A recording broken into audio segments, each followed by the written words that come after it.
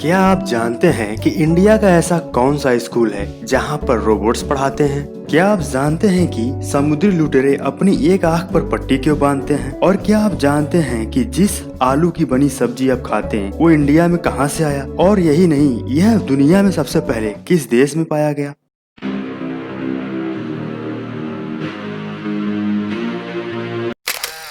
आप सभी तो यह बात जानते ही होंगे कि पूरी दुनिया में पीने का जो पानी है उसकी बहुत बड़ी समस्या है। लेकिन क्या आप जानते हैं कि वो कौन सा देश है जहां पर पीने का पानी सबसे ज्यादा साफ और ज्यादा है? गाइस, वो देश है ब्राजील, जहां पर तकरीबन 8,233 क्यूबिक किलोमीटर साफ पानी, जो कि बहुत ही ज्यादा है।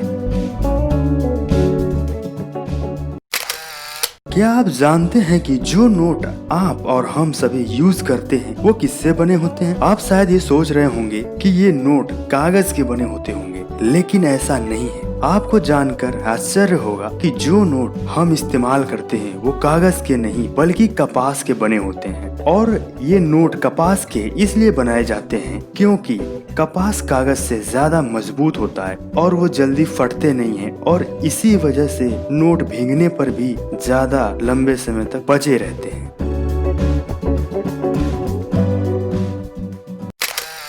आप जिस आलू की बनी सब्जी और उससे बने हजारों तरह के डिशेस खाते हैं, क्या आपने कभी सोचा है कि ये कहां से आया और यह इंडिया में कब से है? गाइस, सबसे पहले मैं आपको बता दूं, आलू को सबसे पहले भारत में पुर्तगालियों ने 1498 यानी कि 1498 ईस्वी में लेकर आए थे, और उन्होंने आलू के बदले भारत से मसाले लिए थे, यानी कि अपने देश लेकर गए थे। आपको ये तो पता चल ही गया कि आलू भारत में कैसे आया, लेकिन क्या आप जानते हैं कि आलू की शुरुआत कहाँ से हुई थी? यानी कि सबसे पहले आलू कहाँ बना था या पैदा हुआ था? तो गाइस, आपको बता दूं कि दुनिया में सबसे पहले आलू की पैदाइश दक्षिण अमेरिका के पेरू में आज से तकरीबन 8,000 साल पहले हुई थी। अब मैं आपको जो बातें बताने जा रहा हूँ उस पर आपको आश्चर्य होगा। दरअसल 1850 से पहले भारत में किसी को आलू उगाना आता ही नहीं था। अंग्रेजों ने भारतीयों को 1850 में आलू की खेती करना सिखाया, और जिसको आप आलू कहते हैं उसे पुर्तगाली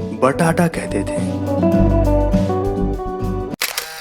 दोस्तों, क्या आप जानते हैं कि समुद्री लुटेरे अपनी एक आंख पर पट्टी क्यों बांधते हैं? शायद आपके मन में ये ख्याल आता होगा कि इनकी एक आंख खराब होगी या फिर नहीं होगी, लेकिन जो बात मैं आपको बताने जा रहा हूँ शायद आपको उस पर बिलीव ना हो। दरअसल इनकी आंखें खराब नहीं होती, ये अपनी एक आंख पर पट्टी इसलिए बांधते हैं क्योंकि समुद्री लुटेरों को लूटपाट करना होता है, जिससे ये दूसरे जहाजों पर भी जाते थे, और जब ये दूसरे जहाजों पर लोगों को मारने और लूटने जाते थे तो इन्हें जहाज के अंदर बाहर जाना होता था, और जब ये उजाले से अचानक अंधेरे में जाते थे तो इन्हें कुछ दिखाई नहीं देता था, और इसी प्रॉब्लम को दूर करने के लिए ये अपनी एक आंख पर काली पट्टी का यूज करते थे, जिससे अगर ये उजाले से अंधेरे में अचानक जाएं तो अपनी उस पट्टी को दूसरी आंख पर लगा दे, जिससे उन्हें अंधेरे में साफ साफ दिखाई देने लगे। और यही काम अगर वो अंधेरे से बाहर आते थे तो अपनी उस पट्टी को दूसरी आंख पर लगा देते थे, जिससे कि उजाले में आने के बाद इनकी आंखें ठीक से देख सके।